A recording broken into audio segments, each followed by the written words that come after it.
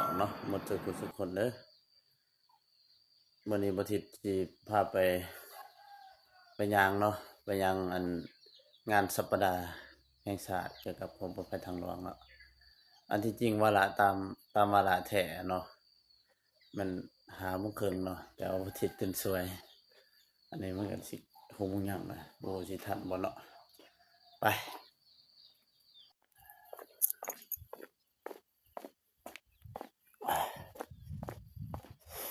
ทันอยู่บ่วันนี้เนาะไปขี่รถมาเลย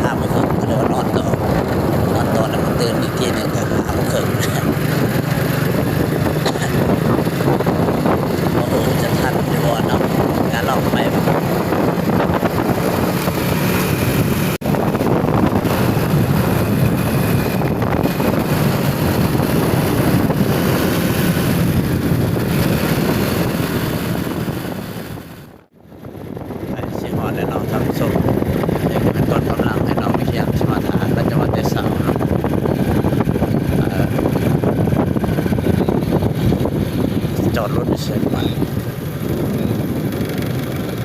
เราหอ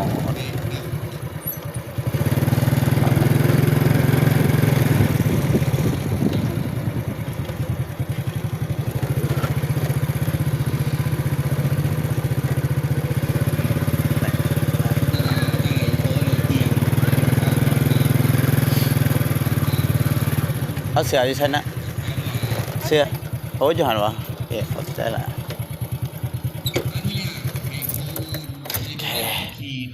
เดี๋ยวเอาไปเอาเครื่องกันนะ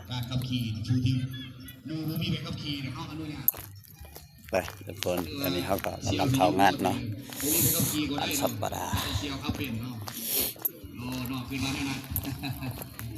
สำหรับคำตอบเป็นโบนะเนาะเป็นโบนุญาตเด็ดขาดผู้ที่โบมีไปกับด้านความปลอดภัยทางหลวงก็ดีพองามเนาะและขออนุญาตก่อนเข้าสู่วิธีการนี้ขออนุญาตเปลี่ยนเสื้อทางบริสุภาพงศ์เนาะขณะจะตั้งวิธีขึ้นขับพิซซ่านาทีเนาะขอเย็นเสื้อ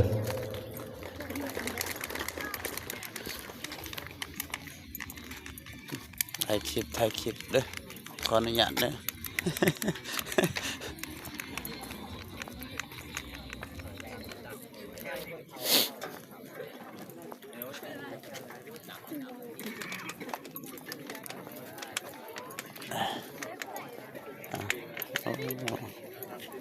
อาจจะสาวจังหน่อยบริยืนแล้ววัน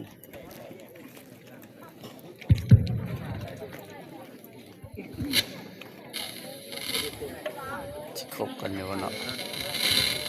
สบายดีตอนเช้าข้าพเจ้าได้รับการมอบหมายจากคณะประธานนำพาคณะทานเข้าสู่เวลาการร่วมชีวิตก็เดินเฮียนงานสัปดาห์แห่งชาติด้านความปลอดภัยทางหลวงประจำปี2025ภายใต้คำขวัญที่ว่าถนนเพื่อชีวิตขับรถสะอาดชีวิตยืนยานซึ่งเป็นหัวข้อที่เหมาะสมกับการจัดตั้งกิจกรรมในครั้งนี้บรรดาทานบรรดาสหายที่นับถือและหักแพงดังที่พวกเราทราบนำกันแล้วว่าความเสียหายจากอุบัติเหตุทางหลวงแมนมหาศาล ในทั่วโลกปีหนึ่งมีผู้เสียชีวิตหลายกว่า ขับรถชีวิตยืนยาว ข้าพเจ้าขอเปิดงานอย่างเป็นทางการนับแต่เวลานี้ไปขอขอบใจ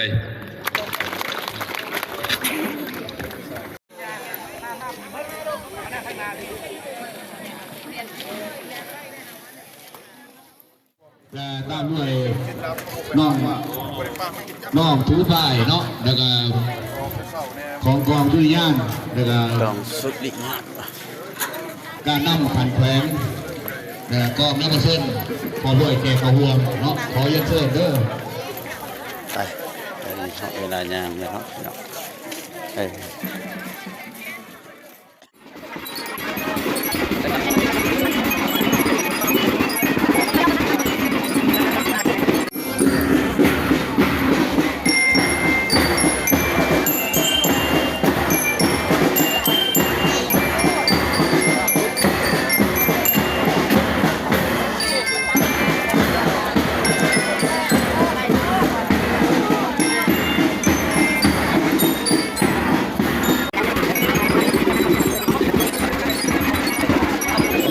ขากลับเนาะขากลับกำลังเลี้ยวกลับได้ไหม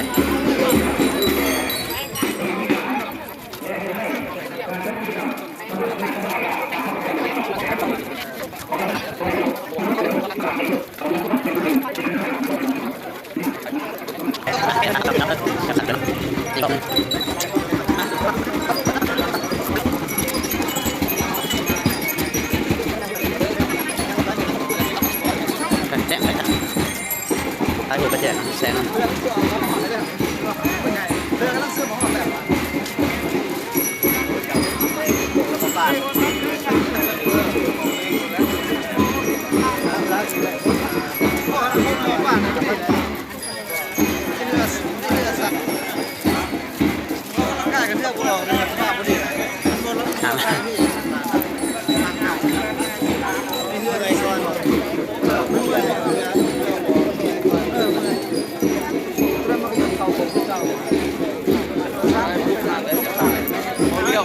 ได้เลยถึง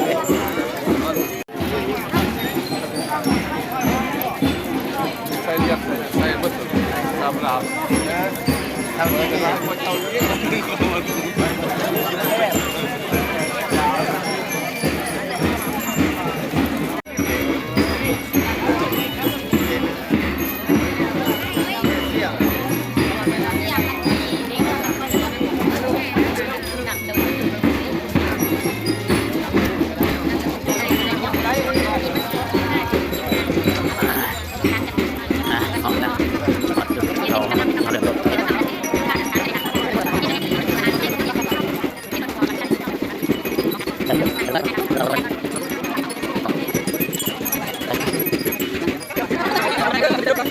ถ้ารถไปจอดที่ไหนก็เข้าบ้านกันแล้วเนาะงานยางเพื่อสุขภาพเนาะงานสัปดาห์แห่งชาติด้านความปลอดภัยทางหลวงเนาะแห่งเสกลงจัดขึ้นในวันที่30 เดือน4 2025เนาะ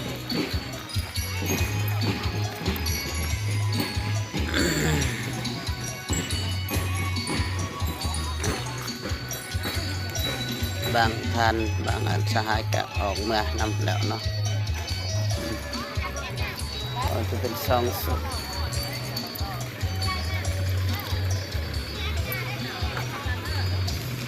คณะกรรมการบ่มีอันนั้นเนาะขาหนามเนาะลังแตกเนี่ยง่ายกันกับบ้านกับซองนี่ก็เป็นเวลา8 โมงเนาะโมงน้องเยาวชน10 ไปโรงเรียนก็ได้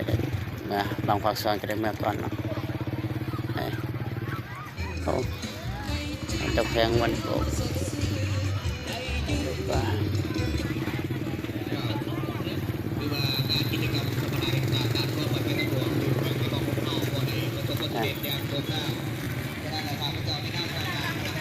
เมื่อยบ่นะเมื่อยบ่เมื่อยเป็นไรเนาะคันฮอดรักเมื่อนนี่ก็สิจะออกขาดมาจากโรงเรียนอะไรนี่อสสันพาวอ๋อขอบใจไปโรงเรียนต่อเลยเนาะ ไปโรงเรียนต่อได้เนาะนี่เนาะ แม่ไปเชง เอาไปเชง ไปเชง จะเอาเสือไอ้ก่อนเนาะงานก็คือว่าสิ้นสุดลงเนาะพี่น้องเวลา8 โมงปลายเดี๋ยวนี้เรากำลังขี่รถออกเมื่อจากงานเนาะใช่ว่าแต่พวกเมื่อยเนาะประมาณลัก2 ลักเนาะ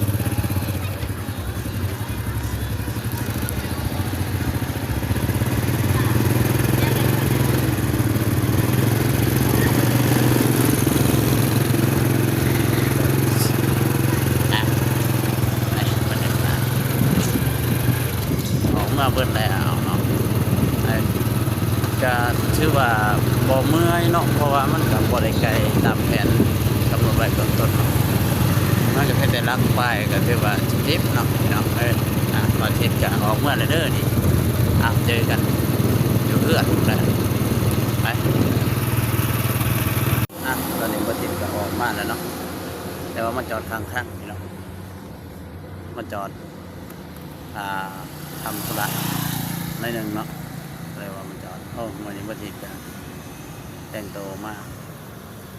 จังสีแล้วเนาะใช้แว่น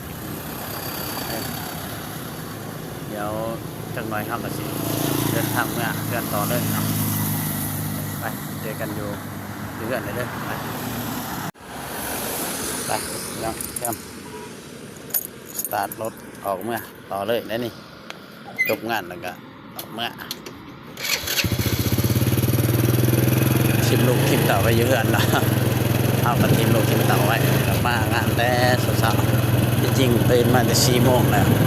4 โมงแล้ววันนี้คือว่าอยากนอนต่อก็เลยว่านอนต่อมาตื่นมาอีก5 โมงครึ่งเนาะตื่นสวยเพราะว่าละมันก็5 โมงครึ่งเลยว่าตื่นสวยแน่ก็มาสาแน่เลยว่าเป็นสุภาพเกษตรศาสตร์ในนั้นเองเลยไปเอากระสีออกมากันเลยนะนี่เบนน้ำมันลดน้ำหอนในวันนี้เนาะเป็นที่ทำหอยแล้วเนาะอันที่การสีเก็บไปเก็บอุปกรณ์เพราะมื้อนี้อาจสิบ่ได้ไปการแล้วเนาะมื้อนี้สิได้ขาดการเพราะว่าสิขึ้นเบิ่งหลังคาเรือนเนาะเบิ่งหลังคาเรือนหลายจุดที่ว่ามันติ่งเนาะกระเบื้องว่านี่ก็นี่มันจุดนี้แน่แล้วก็จุดนี้แน่สิไปเบิ่งเหล็กเกาะมันเนาะว่านั่นแน่นบ่แล้วก็สำคัญก็สิได้แปลงโตห้องน้ำมันนับเนาะห้องน้ำก็เปิกออกเนาะตัวนี้ว่านี่ล่มมาบ่ทิศก็ได้เอาไม้2-3 แผ่นขึ้นไปเต็งไว้ย่านมันอันเปิกคำว่าสันไปเบิดเนาะพี่น้องสวัสดีพี่น้องเจ้าหนึ่งเนาะนี่ก็บ่ทิศก็จะได้จบคลิปไปเพียงเท่านี้เด้อพี่น้องเด้อหลังจากมาแต่งงานแล้วเนาะเปลี่ยนเครื่องสิขึ้นไปเบิ่งหลังคาเรือนแล้วบัดนี้สิบ่ได้ไปการบัดนี้ขาดการเนาะไปเจอกัน EP ต่อไปพี่น้อง